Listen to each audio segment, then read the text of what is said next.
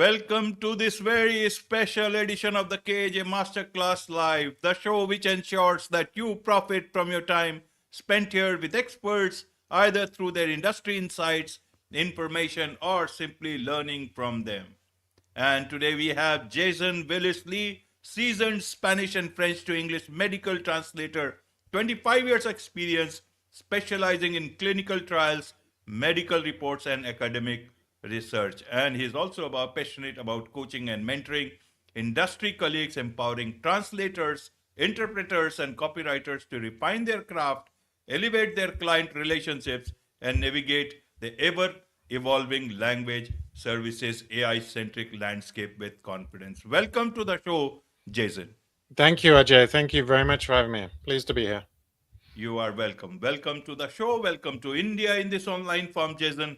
And I'm sure not just in India, but a lot of people across the world will benefit from what we are going to talk right now. We'll talk about how to master medical translation. So we'll talk about all this, but first, let's understand a bit about your journey, your background, so that people know a bit more about you, who they are listening to. Yeah, sure, Ajay. So my name is Jason Willis-Lee. Thank you so much for having me. I'm based in Madrid, Spain, although my mother was actually in the country next door to you, Sri Lanka. So I'm half Sri Lankan, but my father was or is whiter than white. And I was born in the UK. I've lived in Spain for 25 years, as you said. I've been translating for 25 years. Come January next month will be, I just turned 49 and I was for 24 and a half when I came here. So I've just been here a few more days in Spain than I have been in the UK. So I work as a translator. My first job is day job is a translator. I'm a clinical trials, medical report and academic research article translator. I started training as a doctor for 3 or 4 years, so I have an interesting technical background to get into those niches, and I now continue translating and help others get on their way as well. As you rightly said, it's a very AI-powered marketplace, so either you embrace and lean into AI or you die in the market. There's no point starting unless you are able to embrace AI. So yeah, if any of you are thinking about launching a translation career, getting into freelance translation, I'm here to help you do that and tell you that it's not all lost. We need human translators, at least to supervise the AI machine-generated output, and there is lots of work in that area. So do not fret. There is work out there for you if you are thinking about freelance translation or interpreting or copywriting. And I support all those professions. So I'm delighted to be here and chat to you, AJ. Right, right, Jason. So I want to understand, this translation. A lot of people do translation in their own way, understand translation in their own way, take help from different translators. Hundreds of them are there. Even good Google Translator is there, and it does its way when the way people want it to. But medical translation is a bit different. Help us understand the difference between the general translation and medical translation. And you talked about AI. Can it do such difficult work like medical translation? Help us understand this whole industry in that backdrop. Yeah, that's a great question, AJ. So to get the second question first, the AI can only go so far. So, for example, if you are translating a medical report, which is full of acronyms, it's littered with a salad of acronyms or medical conditions and things, even I need a medical abbreviations glossary by my side constantly. The Google Translate or the AI-powered tools will only go so far. So it has to have a human with a good understanding. That's why the machines will never completely take our jobs. My job is safe. I still have work. And yes, it's a lot of post-editing and machine translation output. But you can still make a good living, AJ. You can still bill a reasonable hour and not have that work eroded. Medical translation is a niche. It's a very specific niche. We also have legal translation, financial translation, art history translation. Those are typically the museum exhibits translated, for example, in Spain, Spanish and English. If you go to the world-class museums just down the road from where I'm speaking, you will see medical exhibits, the Prado or the Queen Sofia Museum with English legends to those exhibitions. So you do have to specialize. I'm here to launch a message of specialization as an option. You have to specialize. A jack of all trades translator will be master of none. You have to be in medicine or law or finance or art history or carve out your niche. And it's taken me a long time to get into that niche, but I'm happy at this point of my career, just doing a few and very much involved in training. And I enjoy training younger colleagues come into the profession. If anyone is listening scared of AI, please don't be. You need just mentorship. You need a more experienced person to guide your way. And to start, typically, AJ, we would start working with agencies. So a person coming into the market, selling your product to end clients. Most people want to get into direct clients, and that's why I launched a how-to guide just behind me. How to find more direct clients is how to sell directly to the end consumer without middlemen. And this is a more lucrative market, but it's also harder to get into. So you need a bit of passion and persistence to keep knocking on those doors.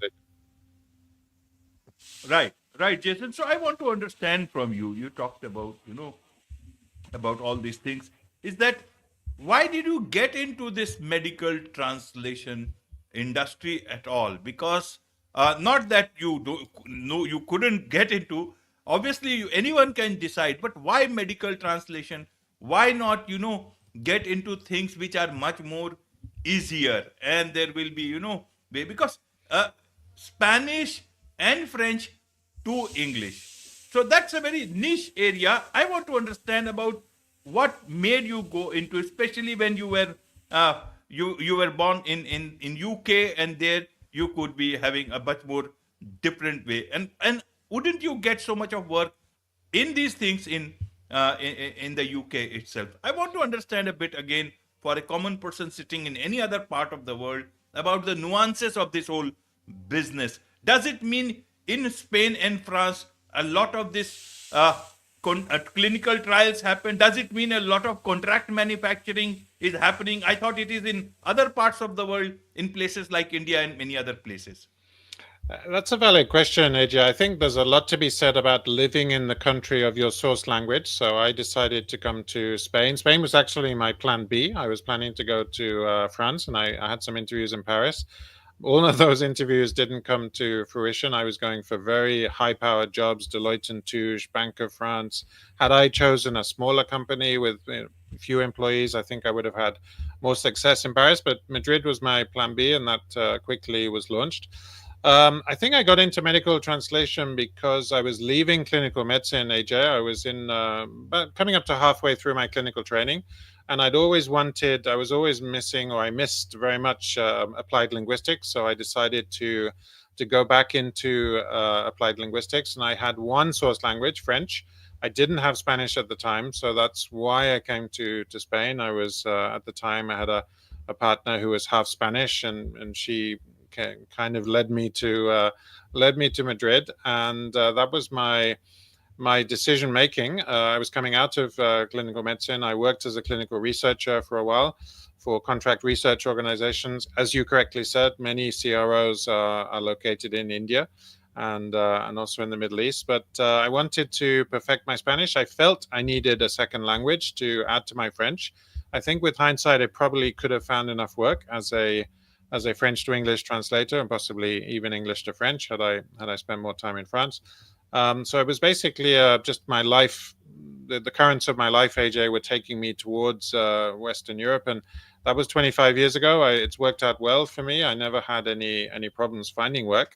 I think the latest wave of AI has been damaging to the industry, and it's taken work away, but it's also created opportunities for us to leverage AI. And I see AI as a productivity tool.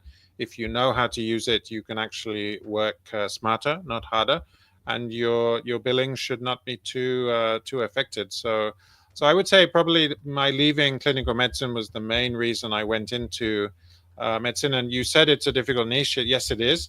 But it was actually easier for me to get into this niche, AJ, because I just come from that kind of environment of hospital medicine, and I found it quite easy to sell to doctors, biomedical research foundations, and those kind of clients who possibly would be interested in a native English translator, AJ. Right, right. So, have you ever felt when translating those documents that you are actually one of the few first people actually looking at the future of medicine? If you are looking at clinical trials, it is the future of medicine. It is all these medical papers are the future of medicines, which will involve lives of millions and millions of people in the future. Have you ever thought that? Secondly, what are the challenges when you are going through such documents? Most of these clinical trials will be new. There is no precedent to all these things, perhaps. There is nothing to consult. So, how do you actually, find your way, even as somebody who knows about medicine from very close, how to interpret all those things and write those things, and especially for people who may not be knowing Spanish or French? Thank you for that question, AJ. So I think I definitely feel privileged. It is a cutting edge niche, and you're right. I think clinical trials and medical report, typical medical report client would be a patient. Let's say you hire me for some medical condition, you want a second opinion from the UK or the America, your report is in Spanish or French, and you need that opinion. That would be a typical client profile. Sometimes it's insurance claims. People, there's been an accident or maybe a tragic death, and then there's an insurance claim, and that generates medical and legal documentation. So a few years ago, I launched an initiative called Medical Legal Translations with a lawyer linguist. So I definitely feel on the cutting edge of research. To answer your question, I think that's a privilege, especially the research I'm involved in, because it's very wide ranging. I've worked with psychiatrists, gastroenterologists, neonatologists, obstetricians. It's a very dynamic field, and I'm not centered in just one area. I see lots of different areas of medicine, which is good fun. The challenges are probably being cutting edge or being up to date with the terminology. I would say undefined abbreviations is the first thing that comes to mind. That typical report, which is littered with abbreviations, most of which I'm familiar with, but there will always be some doctor who's abbreviated something and I'm not sure what it is. Sometimes I have to say I don't know what this is, and I have to annotate the document and raise an author query and say, look, we need to query the author here. You need sometimes to talk to the person who wrote the document. So that's a challenge. And then the terminology, obviously you become familiar with things. Just to give you an example of something, we would normally say acute kidney injury these days, AKI, as opposed to renal failure. So instead of acute or chronic renal failure, depending if that's pre-renal, post-renal, depending on what part of the renal pathway has been affected. These days, we tend to say acute kidney injury. So that's just in emergency medicine, that would be a typical term to use, AKI. So that's just one example of terminology you need to be au fait with, you need to be up to date with. And you need to be able to do what I call DTR, desktop research, is just sitting behind your computer. And I probably spend less hours of Wikipedia time than most generalist translators trying to do a medical translation. And that's good for my billable hour, because we do tend to bill projects by the word, AJ. We should be billing probably by time, but somebody years ago decided to bill by the word, and that's just the crudest way of quantifying a document. You send me a document, and I'll say this is 1,000 words, and I will give you a price. So probably we need to move to per hour, or better still, per project billing, AJ. Rather than per word, because that we tend to commoditize ourselves if we do get into a per word rate. And nobody wants to be a commodity. We want to be a high value, top tier translator, not a race to the bottom on price.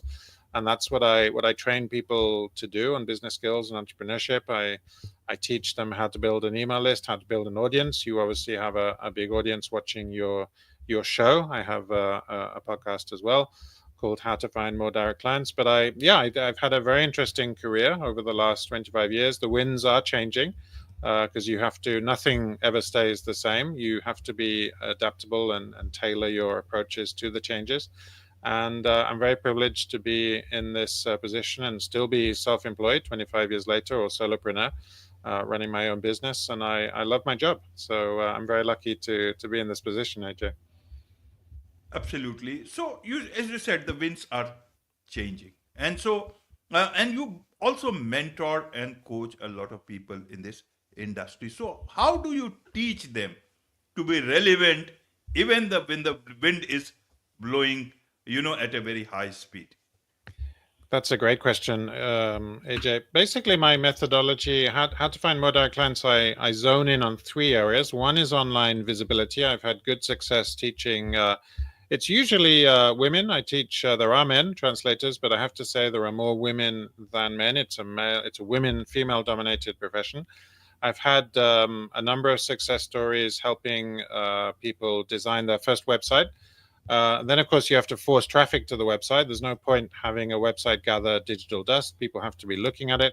So you need to do on-page SEO. You need to index it on Google and then just gradually push it onto page one through an intentional content marketing strategy on a rotating part of the blog or maybe even a podcast, and get those keywords embedded into the copy, baked into the copy.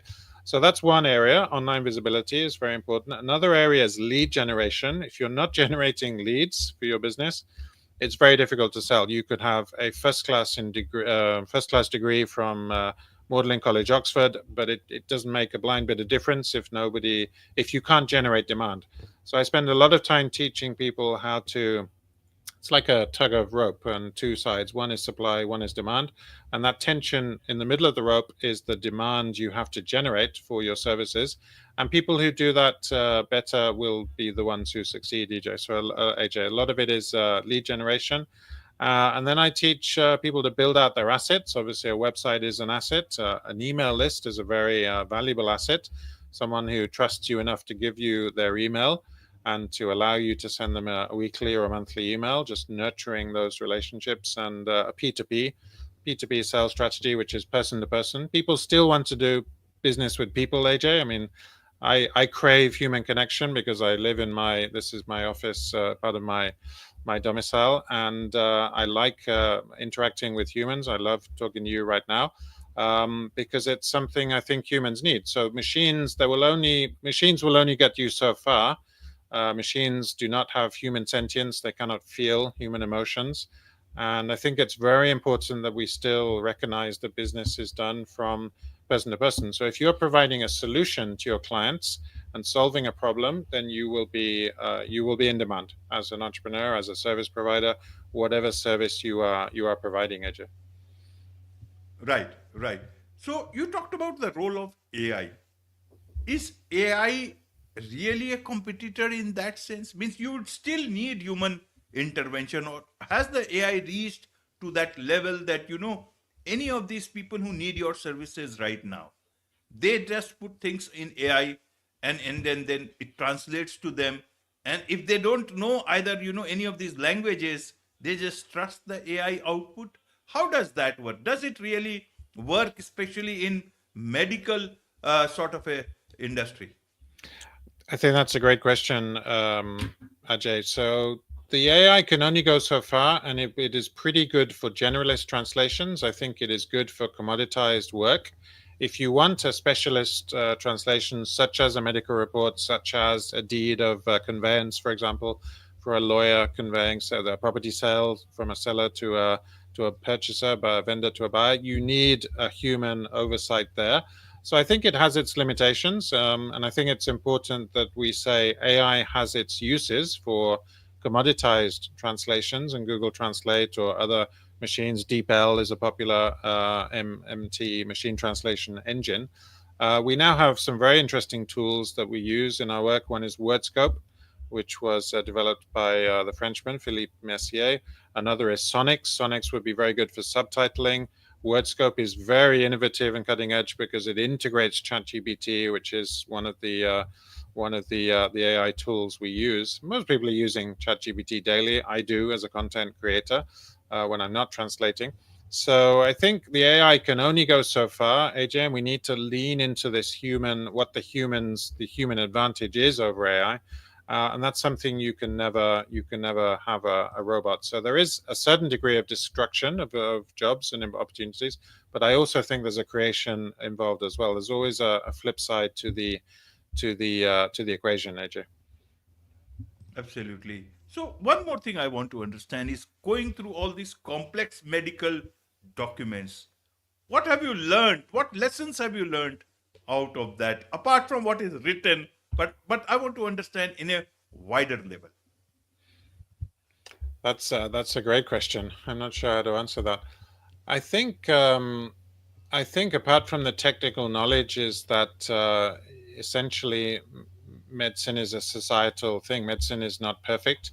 There will always be illness, and we haven't conquered some illnesses. We are closer to conquering beating cancer, and some countries are having tremendous aging processes. I mean, in your part of the world, sadly, I lost an uncle this year in March. He was only 79, but this is a less developed part of the world than say the Western world. I have a friend visiting Sri Lanka as we speak, and I'm in touch with my friend, telling her areas I think she should visit. And so I think one of the things I've learned is that there is human lifespan is finite, and there's always an end to that's a natural course of however good medicine gets, it will never we will never live forever, and living will it will always be fleeting. Of our time on the planet is fleeting. So I think that's probably a broader, more philosophical answer to your question. But